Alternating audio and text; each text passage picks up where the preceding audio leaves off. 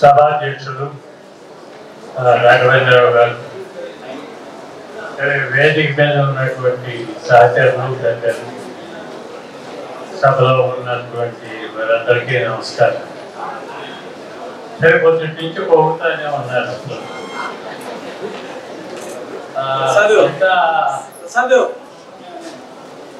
మీటింగ్లు చాలా చాలా కష్టమే. సభ సైలెంట్ గా ఉండాలని కోరుతున్నాను. అక్కడ వెనకాల సుబ్బారావు గారు వద్దు. ఒక సందర్భంలో ఇలాంటి అభినందన సభల గురించి ఒక చర్చ వచ్చింది. National federation of urban banks and credit societies కి పోటీ జరిగి రాఘవేంద్రరావు గెలిచినప్పుడు ఆయన ఎంతో ప్రతిపాదించారు, అభినందన సభ పెట్టాలి అని. దానికి ఏదో కారణాలు ఉన్నాయి. సరే, మనకి ఎంతవరకు మీరు 30 ఏళ్ళు ఉన్నారు, అప్పుడు పెట్టలేదు. తర్వాత అనేక విజయాలు సాధించాం, పెట్టలేదు. ఇప్పుడు ఎందుకు అనేటటువంటిది కొంచెం కొద్దిగా 1-2 డైరెక్టర్లు లేవనెత్తారు. నిజానికి ఇది కరెక్టా? అందులో కోఆపరేటివ్ అంటున్నాం, కలెక్టివిటీ అంటున్నాం, ఏది ఒక వ్యక్తి ద్వారా జరగదు అంటున్నాం. ఇది సమిష్టి తత్వంతో జరగాల్సినటువంటిది ఈ సంస్థ. అలాంటి ఒక వ్యక్తికి ఆపాదించవచ్చురా? బ్యాక్గ్రౌండ్ ఉంది ఆ ప్రశ్న. ఇది సరి అయినదా అంటే దానికి ఏదో చెప్పాం, అది జరిపేశాం. ఇప్పుడు ఆ తర్వాత వేరే కారణంతో చెప్పారు, ఈయన విరమిస్తున్నాడు కాబట్టి. విరమిస్తున్నాడు అంటే ఈ పేడ వదిలిపోతుంది అని కూడా పెట్టవచ్చు. అందుకని అట్లా కాదు. కానీ మా వాళ్ళంతా అభిమానంతో దీనికి కారణం ఉంది.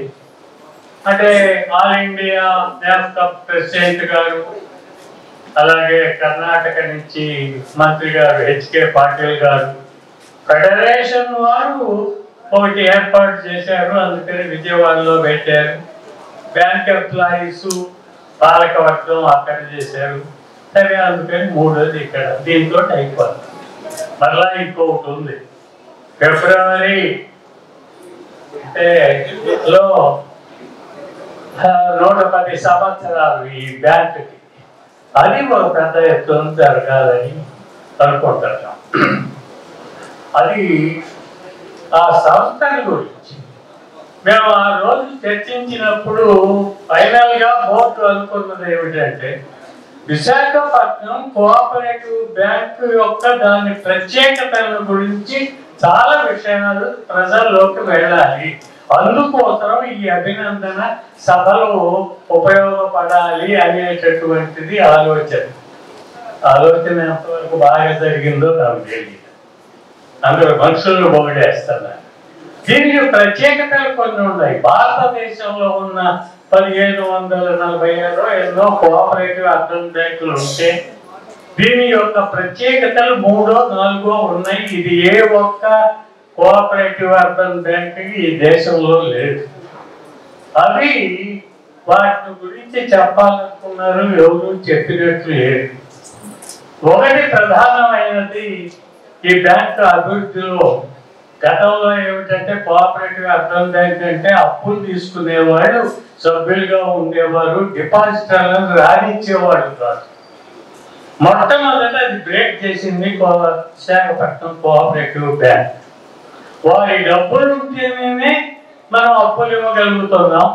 కాబట్టి వారిని సభ్యులు చేయకుండా వీరిని అప్పులు ఇచ్చేవారితోనే నడపటం అంటే ఇది మంచిది కాదు అని చెబితే అది అమలు జరపడం ప్రారంభిస్తే తర్వాత రిజర్వ్ బ్యాంక్ వారు అడిగారు. ఏదో ఇన్స్పెక్షన్కి వచ్చినప్పుడు ఇది చాలా గొప్ప విషయం, మేము అందుకని 1,00,000 పైగా డిపాజిట్ చేసినటువంటి వారిని ప్రతి ఒక్కరిని ఆటోమేటిక్గా మెంబర్ అయ్యేట్టుగా చేయాలని ఆదేశం ఇస్తున్నాము అని ఏదో సందర్భంలో మాట్లాడితే నేను దాన్ని వ్యతిరేకిస్తామని చెప్పాను. అదేంటి మీరు చేసేది మేము చేస్తే చెబితే అది తప్పు అవుతుందా అన్నాడు. నేను చేసేది వాలంటరీ. సభ్యులు అనేవారు వారంతటి వారు విశ్వాసంతో రావాలి కానీ వారు ₹1,00,000 మీ దగ్గర డిపాజిట్ చేస్తే మీరే వారిని మెంబర్ని చేస్తామని అంటాం. ఇది వాలంటరీ ఆర్గనైజేషన్ గా లక్షణం కాదు. కాబట్టి మీ ఆదేశాలతోటి మెంబర్షిప్ రాకూడదు. అది వస్తే మాత్రం అది కోఆపరేటివ్ గా ఉండదని వ్యతిరేకించాం. సరే వాళ్ళు కూడా మానేసేశారు. ఇది డిపాజిటర్స్ అని మెంబర్స్ చేయటం అనేది ఆల్మోస్ట్ 50% ఇచ్చేటటువంటి. మేము ఎందుకు ఈ మాట చెప్పామంటే మా నమ్మకం ఏమిటంటే ప్రజలే దీన్ని రక్షించుకోవాలి. మా ప్రభుత్వాల మీద అంత నమ్మకం లేదు. అది కేంద్ర ప్రభుత్వం కావచ్చు, రాష్ట్ర ప్రభుత్వాలు కావచ్చు, ఏ చట్టాలు వచ్చినా సరే మట్టి స్టేట్ అయితే కేంద్ర ప్రభుత్వం చూస్తూ ఉంది, లేకపోతే రాష్ట్ర ప్రభుత్వంలో అయితే 1964 యాక్ట్, లేకపోతే mutual aided cooperative societies act ఇవన్నీ పనిచేస్తూ ఉన్నాయి. కానీ ఈ వారి యొక్క ఈ చట్టాల్లో చూస్తే ఏదో ప్రభుత్వాల సహాయంతో నడవటం కనుక ప్రారంభిస్తే కోఆపరేటివ్స్ మాత్రం బతకవు. వాళ్ళని సహాయం వారి డబ్బు తీసుకోకూడదు అనేది ఒక ప్రిన్సిపల్ మొదట్లోనే పెట్టుకున్నాం మేము. అది నాకు గుర్తున్నంత వరకు నెహ్రూ 1956-57లో ఎప్పుడో ఇండస్ట్రియల్ పాలసీ తర్వాత మాట్లాడుతూ కోఆపరేటివ్స్ గురించి కూడా ఒక మాట అన్నాడు. ఎప్పుడైతే ప్రభుత్వాల నుంచి ఆర్థిక సహకారం కోఆపరేటివ్స్ కనుక తీసుకుంటే ఇక అవి కోఆపరేటివ్స్ గా ఉండలేవని చెప్పారు. దాన్ని ఈ పాలకవర్గం నా ఒకటే కాదు, అందరం దాన్ని చర్చించి పాలకవర్గం ఏకగ్రీవంగా నిర్ణయించుకున్నది. మనం ఏ పరిస్థితుల్లో కూడా ప్రభుత్వం దగ్గర డబ్బు సహాయం కోరకూడదు. మనమే కాదు, ఈ రాష్ట్రంలో ఏ కోఆపరేటివ్ అసలు బ్యాంక్ కూడా సహాయం కోరకుండా మనం తీర్మానం చేసి ఈ సంస్థను నడపాలి అనేటటువంటిది అట్లా చేశాం. దాన్ని పాటించారు. అదృష్టం ఏమిటంటే ఇవాళ ఆంధ్రప్రదేశ్లో కానీ లేకపోతే తెలంగాణ ప్రాంతంలో కానీ ఎక్కడా కూడా ఇంతవరకు రాష్ట్ర కేంద్ర ప్రభుత్వాల నుంచి కానీ రిజర్వ్ బ్యాంక్ నుంచి కానీ ఇతర సంస్థల నుంచి మాత్రం ఆర్థిక సహాయం తీసుకోవటం లేదు. ఇది గొప్ప విజయం అనేటటువంటిది ఇది ఒక ప్రత్యేకత.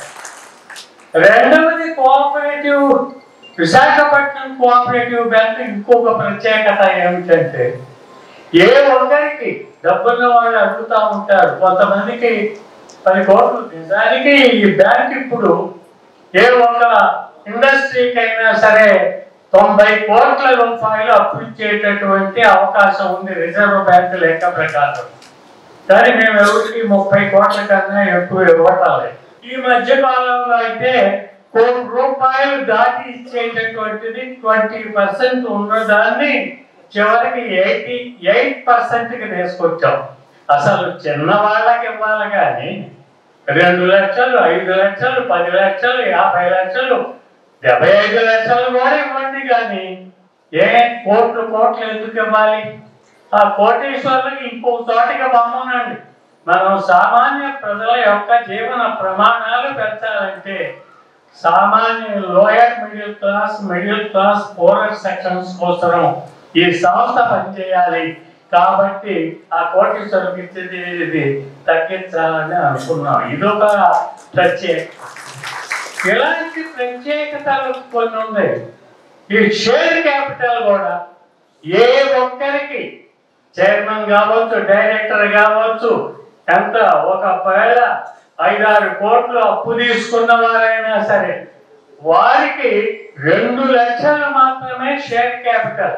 మిగతా డబ్బులు కావాలంటే డిపాజిట్ కింద తీసుకుంటాం అంతే తప్పితే షేర్ క్యాపిటల్ అనేది మాత్రం 2 లక్షలకు మించి ఏ ఒక్కరికి ఉండకూడదు. షేర్ క్యాపిటల్ లేకపోతే ఏమవుతుందంటే ఒక ఆయన ₹1,00,00,000 పెట్టి ఆ తర్వాత ఈ బ్యాంక్ నాదేనని అంటారు. కాబట్టి ఇలాంటి పరిస్థితి భవిష్యత్తులో కూడా ఉండకూడదు. కాబట్టి అక్కడే ప్యాక్ చేసి ఇప్పుడు ఉన్నటువంటిది ఒకప్పుడు ₹10 ఉండేటటువంటి దాన్ని 2 లక్షల వరకు తీసుకొచ్చాం. 2 లక్షల కాడ ఆపేశాం. చాలా మంది అడిగారు, మేము 5 లక్షలు షేర్ క్యాపిటల్ పెడతామయ్యా. ఈ దేశంలో అన్ని బ్యాంకుల కన్నా మేము అనుకుంటే 2-3 రోజుల్లో ఫస్ట్కి వెళ్ళిపోవచ్చు. ఇప్పుడు థర్డ్ లో ఉన్నాం. ఈ 2 లక్షలు పెట్టుకొని కూడా థర్డ్ లో ఉన్నాం. దీన్ని 2.5 లక్షలు అన్నాము, మరుసటి రోజే ఇది ఖచ్చితంగా మనం ఫస్ట్కి వెళ్ళిపోగలం. కానీ అక్కడే ఆపించాం. ఎందుకంటే ఇది సామాన్యులకి సంబంధించిందిగానే ఉండాలి. అందుకని పెద్ద కోటీశ్వరులు వచ్చి దీన్ని ఆక్రమించేటటువంటి, మన తర్వాత కూడా ఆక్రమించేటటువంటి, స్వాధీనం చేసుకునేటటువంటి పరిస్థితులు లేకుండా చూడాలనేటటువంటిది. ఇలాంటివి కొన్ని ప్రత్యేకతలు ఉన్నాయి ఈ బ్యాంకుకి. అట్లానే ఇంకా ఏదో విద్య, వైద్యం వీటిల్లో ఏమన్నా చేయగలమా అని ఏదో కొన్ని చేస్తున్నాను. నేను వాటన్నిటిని జోలికి పోను. సరే, నా గురించి చాలా చెప్పారు. ఇది సరైనది కాదు. ఇదేదో మోడెస్టీ కోసం చెప్పగల నేను. కోఆపరేటివ్ ఆ సంస్థ పెరిగిందంటే ఆ రోజు నిజమే 13 నేను నేను నేర్చుకుంది మన ఆనాడు ఉన్నటువంటి ఉద్యోగుల దగ్గరే. అంతకుముందు నాకు ఏం తెలియదు కోఆపరేటివ్ అంటే. వాళ్ళే నేర్పారు. ఆ తర్వాత అందరం కలిసి పనిచేసాం, పెరుగుతా వచ్చింది. కాబట్టి ఆ రోజు అనుకున్నది ఏంటంటే, నవ్వుతా అనేవాడిని, మనం ఏం చేయవసరం లేదు, చెడగొట్టకుండా ఉంటే దాని ఎంత అదే బాగుంటుంది. అప్పుడు నాకేం సిద్ధాంతాలు తెలియదు కాబట్టి అందుకని చెడగొట్టకుండా ఉన్నాం. అవి పెరుగుతా వచ్చింది. తర్వాత చదవటం మొదలు పెట్టాం. అసలు ఏమిటి యాక్ట్లు ఏమిటి, చట్టాలు ఏమిటి, ఈ రిజర్వ్ బ్యాంక్ గొడవ ఏమిటి, వారితో అవసరమైతే మంచిదే ఆర్గనైజేషన్, చాలా గొప్ప ఆర్గనైజేషన్ అది రిజర్వ్ బ్యాంక్ అనేటటువంటి. కానీ వాళ్ళు కూడా కోఆపరేటివ్ అంటే దీన్ని ఏం చేస్తారో నాకు తెలియదు. భవిష్యత్తులో మరింత దాడులు ఎక్కువ చేస్తారేమో. దాన్ని ఎట్నో గట్ట కమర్షియల్ బ్యాంకింగ్ చేయాలి. దానికి దీనికి తేడాలు ఏమిటి, అదే రూల్స్ పెడుతున్నారు. కానీ కోఆపరేటివ్ అనేటటువంటిది ఆ కాన్సెప్ట్ వాళ్ళకి అంత ఎక్కుతున్నట్టుగా కనపడాల. దానివల్ల చాలా కష్ట ఇబ్బందులు వస్తాయి. బట్ కోఆపరేటివ్ స్వరూపం మారుద్దేమో కానీ వాళ్ళ రాఘవేంద్రరావు గారు చెప్పినట్టు మానవ జాతి ఉన్నంత కాలం కోఆపరేటివ్ వ్యవస్థ అనేది మాత్రం మానవుడు పరస్పర సహకారం లేకుండా అసలు మానవుడు బతకలేడు. ఎంత కోటేశ్వరుడే కావచ్చు.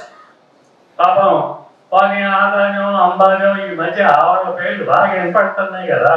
వాళ్ళకైనా సరే ఎవరో ఒకరికి అర్థం చేయాల్సి వస్తుంది, ఎవరో ఒకరు వారి కారు నడపాల్సి వస్తుంది. వాళ్ళు ఎవరో సబ్మిట్ చేశారనుకోండి, వాళ్ళ ఇంట్లోనే పడుకోవాలి. అందుకోసం పరస్పర సహకారం లేకుండా ఇది. అందుకని దీన్ని ఏమంటామని కాదు కానీ ఇది పరస్పర సహకార వ్యవస్థ. దాన్ని మేము ఎట్లా చూస్తున్నామంటే, ఇది చాలా మంది ఏమంటారంటే, ఐ థింక్ సంపత్ అని నా మిత్రుడే చాలా కాలం క్రితం ఇది బాగా డెవలప్ అవుతున్న దశలో హిందూలో ఒక ఆర్టికల్ రాశాడు. A communist leader become a leader of a capitalistic entity అనో ఏదో రాసి 4 పాజిటివ్ గానే రాశాడు. ఆయన వ్యతిరేకం అని కాదు కాదు. నేను అంటాను, క్యాపిటలిస్ట్ ఎంటిటీ ఏమిటి? దీనికి ఒక ఫిలాసఫీ ఉంది. సామాన్య ప్రజల కోసం, వారి జీవన ప్రమాణాలు పెంచడం కోసము ఈ సంస్థ ఎందుకు ఉపయోగపడకూడదు. ఇది వ్యాపార సంస్థ అని నేను అన్నాను. దీన్ని లాభాలని కాకుండా సర్ప్లస్ అని అనలేమా? యాక్టర్లో వీళ్ళు మిగులే అంటాం. కోఆపరేటివ్ యాక్ట్లో అయితే. అందుకని ఈ మిగులు పంచుతాం.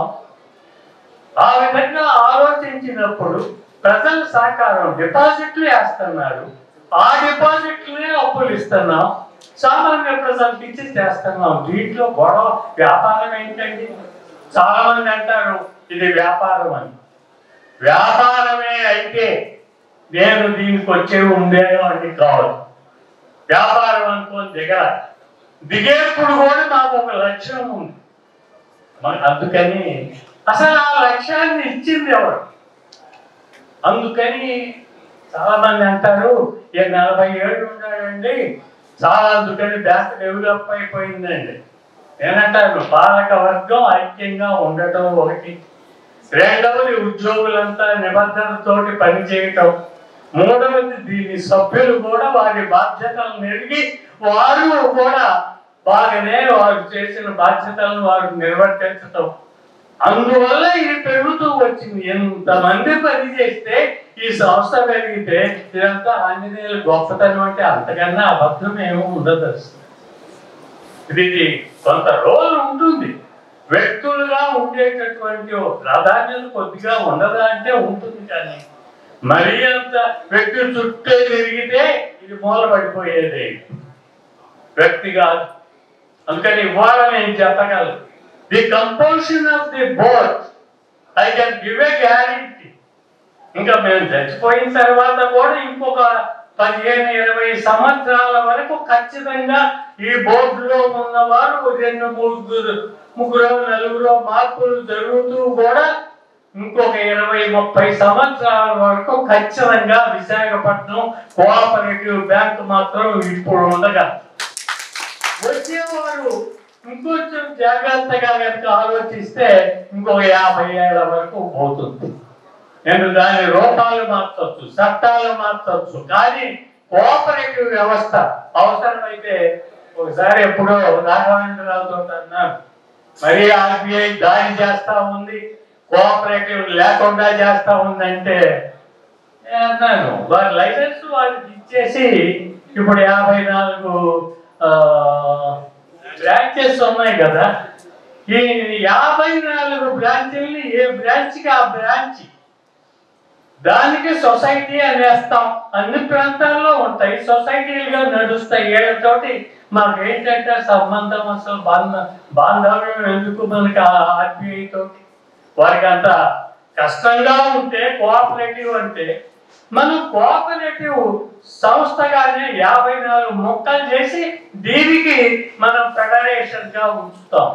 దీనికి కాదనగలరా? అందుకని వారు ఏదో ఆలోచన చేస్తే మనం కూడా చేసుకోవచ్చులే, కానీ వారు చేసేదాన్ని ఇది వ్యాపారంగా చేయాలంటే, కమర్షియల్ బ్యాంక్ గా తయారు చేయాలంటే చేతనైనంత వరకు ప్రతిఘటిస్తూ కోఆపరేటివ్ గా చేయాలి. సరే, చాలా మంది మాట్లాడేప్పుడు 40 ఏళ్ళు పనిచేశాడు, ఏదో నా జీవితంలో దీనికోసమే పనిచేశాడు. నా డైరెక్టర్ మా సహచరుడు ఒక ఆయన అడిగాడు ఈ మధ్య వెళ్తూ ఉంటే,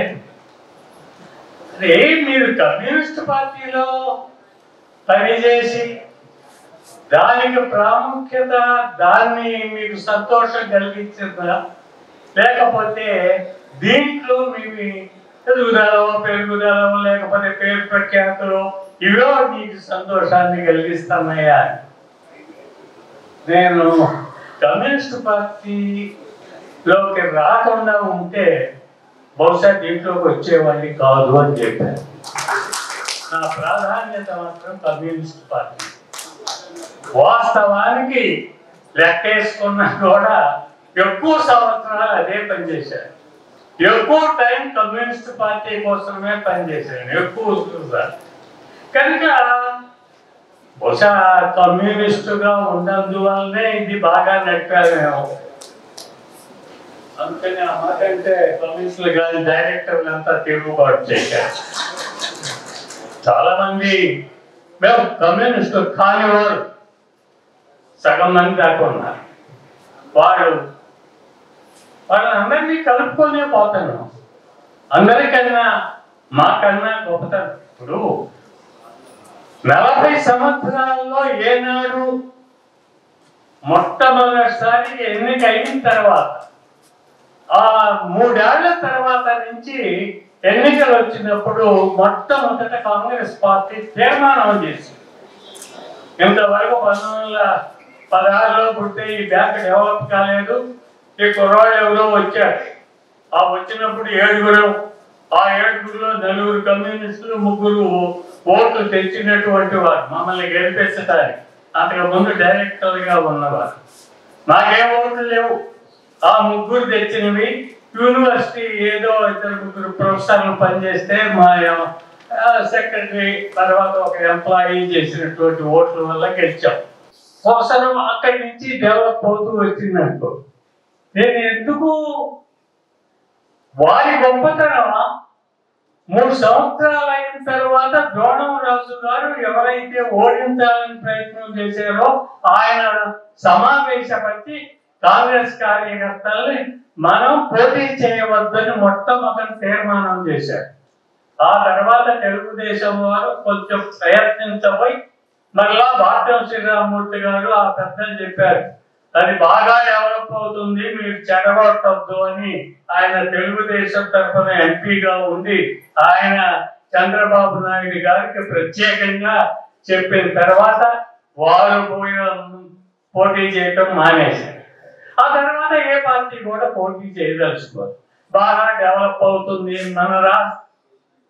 ఒక ఆయన అడిగారు, మీరు 2 రాష్ట్రాలకు వ్యాపిస్తారు, రేపు ఒరిస్సా ఏదో ఆలోచనలు బలంపురం అటు పోవాలి, ఒరిస్సా ఎందుకు పోకూడదని కొన్ని ఆలోచనలు ఇది చేస్తున్న దశలో ఒకరు అన్నారు, మీరు ఎంత ఆలోచన చేసినా కూడా విశాఖపట్నం కోఆపరేటివ్ బ్యాంక్ అనే పేరే ఉంచుతారా లేకపోతే అది మారుస్తారా అని. మేము చెప్పాం, ఇది విశాఖపట్నం కోఆపరేటివ్ బ్యాంకే ఉంటది. ఒకవేళ ఇది 7-8 రాష్ట్రాలకైనా కూడా ఈ పేరుతోటే నడపదలుచుకున్నామని చెప్పాము. ఇప్పటికి కూడా అదే పద్ధతిలో ఉన్నాం. వివిధ రాజకీయ పార్టీలన్నీ కూడా మెయిన్ గా ఉండేటటువంటి విశాఖపట్నంలో ఉన్నటువంటి దాదాపు 21-22 బ్రాంచీలు ఉన్నాయి.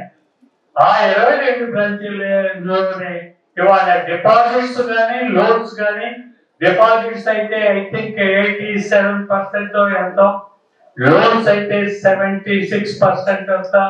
దాని ముఖ్యమైనటువంటి ఆ కేంద్రంలోనే ఎక్కువగా డిపాజిట్లు కానీ లోన్లు కానీ వస్తాయి. వాళ్ళ అన్ని ఆంధ్రప్రదేశ్ లో ఉండేటటువంటి అన్ని జిల్లాల్లోకి దాదాపు అవుతుంది అనుకోండి.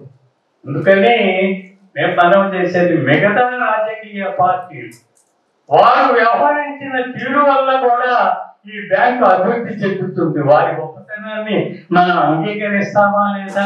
మనం గొప్పవాళ్ళమైనందువల్లనే కాదు, వారు కూడా మనకి సహకరించినందువల్ల ఈ సంస్థ ఇట్లా పెరుగుతూ వచ్చింది.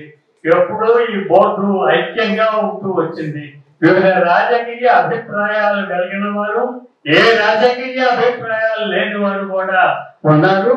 అయినప్పటికీ కూడా ఇవాళ ఇంత రాజకీయాలు ఏ అధమ స్థాయిలో ఉన్నాయో ఇవాళ చూస్తానే ఉన్నాం. ఇందాక కూడా అన్నారు, అమిత్ షా గోరఖోడు ఉన్నారంటే ఆయన డైరెక్టర్ గా ఉన్నాడు, కానీ నాకు తెలిసినంత వరకు ఒక్క మీటింగ్ కి వచ్చాడట. ఆ మీటింగ్ కి నేను పోలేదు, మిగతా మీటింగ్లకి ఆయన రాలేదు. నేను అడిగా, అలాంటి వాడిని ఈ 5 ఏళ్లలో ఒక్క మీటింగ్కి వచ్చిన వాడిని మీరు మరలా ఎప్పుడు పెట్టబాగండి, ఎందుకు పెడతారు ఆయన్ని? తర్వాత వాళ్ళు పెట్టలేదు అనుకోండి.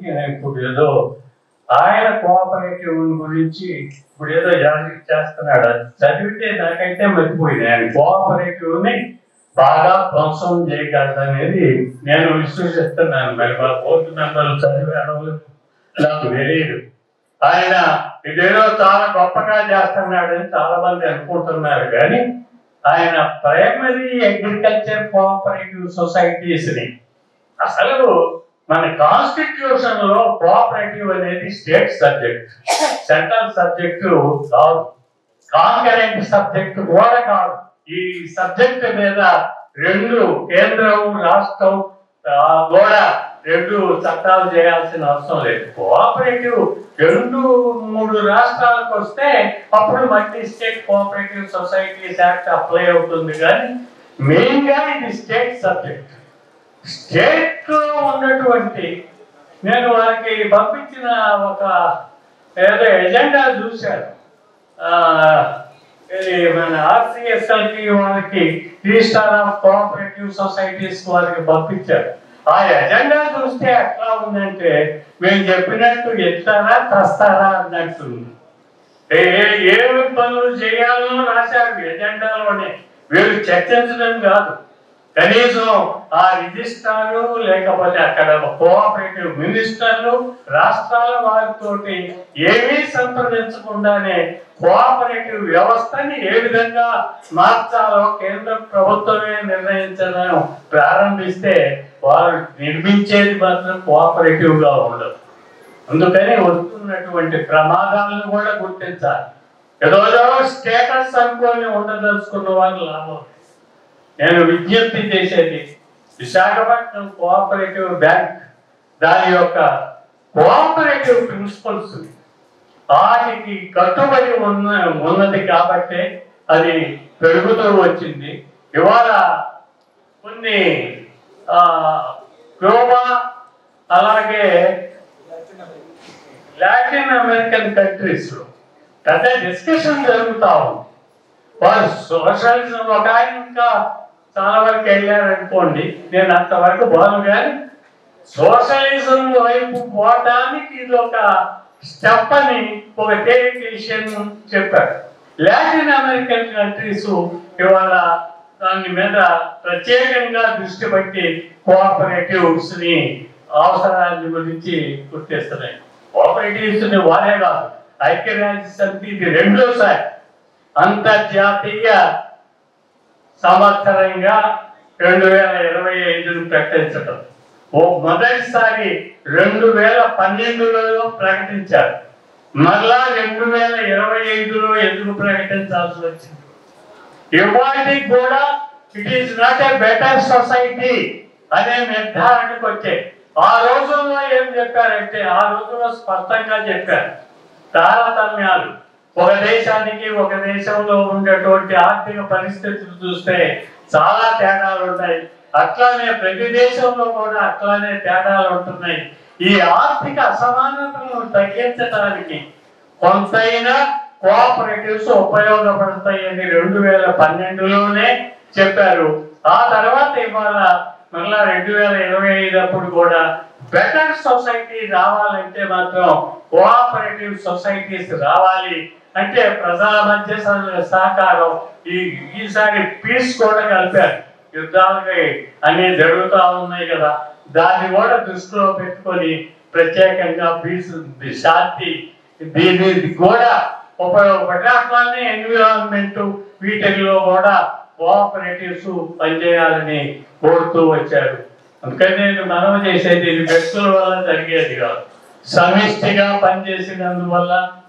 ఆ సమిష్టిగా పనిచేయటం నిజానికి మా వాళ్ళు అప్పుడప్పుడు ఉద్యోగం చెబుతూ ఉంటారండి. మన ఎన్పిఏ చాలా 2.29 నెట్ ఎన్పిఏ 0 తీసుకొచ్చాం. ఇది వరుసగా కంటిన్యూ కావాలి. ఇది అన్నప్పుడు మేము చాలా కష్టపడి పనిచేసామండి అంటారు.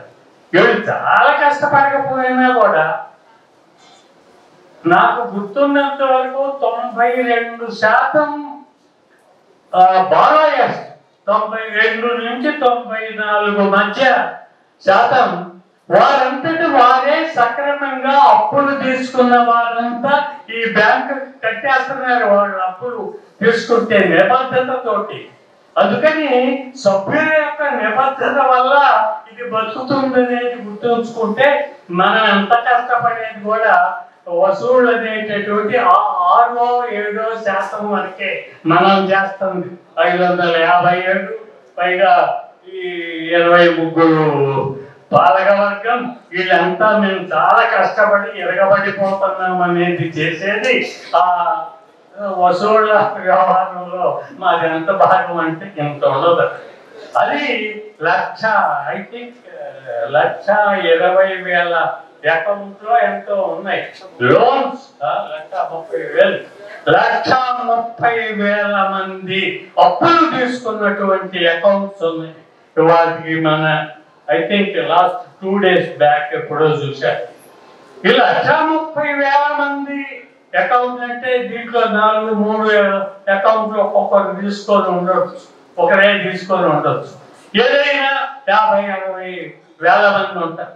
వాళ్ళు అందరూ కూడా దాదాపు 90% పైగా అందరూ చెల్లిస్తారంటే ఎంత మన సభ్యులు ఎంత మంచి వాళ్ళో మనం గుర్తించాలి కదా అసలు. అందుకని మన సభ్యులు చాలా గొప్పవాళ్ళు. వారు ఈ సంస్థ డెవలప్మెంట్ కి వారు పునాది, వారే నిజమైనటువంటి యజమానులు. ఆ జ్ఞానం కనుక పాలక వర్గాలకు ఉంటే ఎక్కడా కూడా ఏ సొసైటీ దెబ్బలేదు. వారు షేర్ హోల్డర్స్ అందరూ వారు నిజమైన యజమానులు. పాలక వర్గం అనేది వారి రిప్రజెంటేటివ్స్ మాత్రమే. మనం 5 ఏళ్ల తర్వాత పోతా ఉంటారు. పోటీ పెట్టలేదు కాబట్టి అక్కడ 40 ఏళ్ళు లాగించాం. బహుశా ఇంకో 30 ఏళ్ళు కూడా మిగతా వాళ్ళు లాగించేస్తారు. బహుశా పోటీ ఉండకుండా ఉంటుందనే అనుకుంటున్నాం. ఈ ప్యానల్ కూడా పెడతారు. ప్యానల్ కూడా మేము దీనికి కూడా ఒక ప్రత్యేకతలు ఉన్నాయి. ఎవరు నేను బాగా నడపగలను అని వచ్చే వాటిని ఎవరిని ఇక్కడ రాలా. అట్లా ఎవరు కూడా ఏ డైరెక్టర్ వచ్చినా కూడా పాత పాలక వర్గం కూర్చొని దాదాపు 1/3 పాత వాళ్ళని తీసేసి ఇప్పుడే నేను రాజీనామా ఇచ్చిన తర్వాత అప్పుడే చెప్పాను, ఒక 3 ఇంకో 4 తగ్గిస్తే బాగుంటుంది, కొత్త వాళ్ళు రావాలి. బ్యాంకులో అవసరాలు ఉన్నాయి, డిజిటలైజేషన్ అంటున్నారు. ఇవన్నీ కూడా మార్పులు రావాలి, దానికి అనుగుణమైన వాళ్ళు రావాలి. నేను చెప్పాను ఏదో మర్యాద కోసం మీరు ఉండాల్సిందే, ఇక్కడ కూడా చెబుతున్నారు కదా ఇంకా పని చేయగలను. నేను ఉంటే ఈ బ్యాంకుకి డెవలప్మెంట్ గా నేను పెద్ద ఆతంకం అయిపోతాను. ముసలాడు చెప్పింది వినాలి కాబట్టి మీరు అందరూ వింటారు. నేను చెప్పే అన్ని తప్పుడు, ఎందుకంటే ఇక పని చేయకుండా పెత్తనం చేసేవాడు ఎప్పుడైనా అట్లనే అవుతాడు. ఇప్పటికే 3-4 ఏళ్ళు పని చేయకుండా ఏదో చైర్మన్ ఎమ్మెల్యేస్ అనే పేరుతోటి పెత్తనం చేశారు. ఇక చాలు, వచ్చే సంవత్సరం ఎలక్షన్స్ ఉన్నాయి కాబట్టి బయట ఉండి పోటీ లేకుండా ఈ పాలక వర్గాన్ని గెలిపించడం కోసం ఎలాంటి పాలక వర్గం ఉండాలనో, ఎలాంటి మార్పులు రావాలనో ఆ మేరకు కొంత సాయం చేయడానికి వచ్చే ఎలక్షన్స్ కృషి చేస్తాను. కానీ ఇంకా నేను బ్యాంకింగ్ లో లేకపోతే ఇతర విషయాల్లో జోక్యం నేను చేయనబ్బా, చేస్తే తప్పులైపోతాయి, దీన్ని చెడగొట్టడం అవుతానన్నాను. ఆ చెడగొట్టకుండా ఉండేవాళ్ళు ఎవరైనా వాళ్ళ పాలక వర్గంలో ఇంకా మేము కూడా చాలా ఇది పెరిగే కొంది. ₹1 ఉన్నప్పుడు 6,000-7,000 కోట్లుగా మేము పెరిగినప్పుడు మా తలకాయలో ఉన్నటువంటి ఆ శక్తి అయిపోతుంది. ఇవాళ ఇంకా మేము 15,000 కోట్లకి పెరిగేంత వరకు మేము చేయగలం అనుకుంటే అది అహంకారమే అవుతుంది. నేను చెప్పాను రాఘవేంద్రరావు, ఆయన పాపం కష్టపడి నేర్చుకుంటాడు. ఇవాళ నేను నేర్చుకునే స్థితిలో లేదు, నేను నేర్చుకోలేను. ఆయన ఏదో కంప్యూటర్ అట్టేట కొట్టి నేర్చుకుంటున్నాడు, తిప్పలు పడుతున్నాడు. ఆయన తర్వాత ఇంక వచ్చేవాళ్ళు ఇంకా నేర్చుకోవాలి. నేర్చుకోగలిగిన శక్తి ఉన్న వాళ్ళు మాత్రమే డైరెక్టర్లుగా ఉండాలి.